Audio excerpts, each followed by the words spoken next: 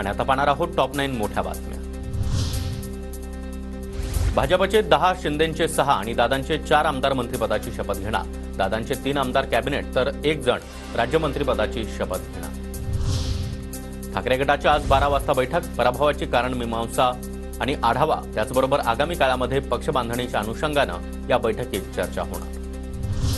काँग्रेसच्या नवनिर्वाचित आमदारांची आज दुपारी बैठक, रमेश चन्नीथला यांच्या उपस्थितीमध्ये आणि नाना पटोले यांच्या अध्यक्षतेखाली आमदारांची टक भवनात बैठक होणार। सरन्यायाधीशांनी विरोधी पक्षाची भूमिका बजावावी असं त्यांना कुणी सांगितलं?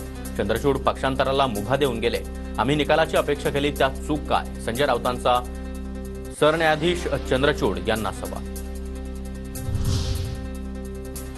मतदान आणि मतमोजणीच्या आकड्यामध्ये तफावतीच्या कुठेच तक्रारी नाहीत।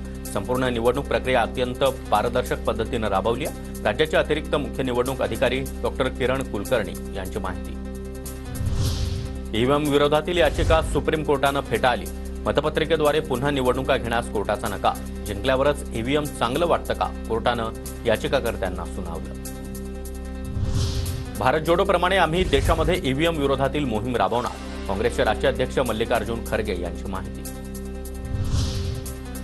ईव्हीएम संदर्भात आंदोलन उभारण्यावर ठाकरे गटाच्या बैठकीत चर्चा, महाविकास आघाडी ईव्हीएम विरोधात आंदोलन उभारणार, उद्धव ठाकरे महाविकास आघाडीच्या नेत्यांसोबत चर्चा करून भूमिका घेणार, सूत्रांची माहिती।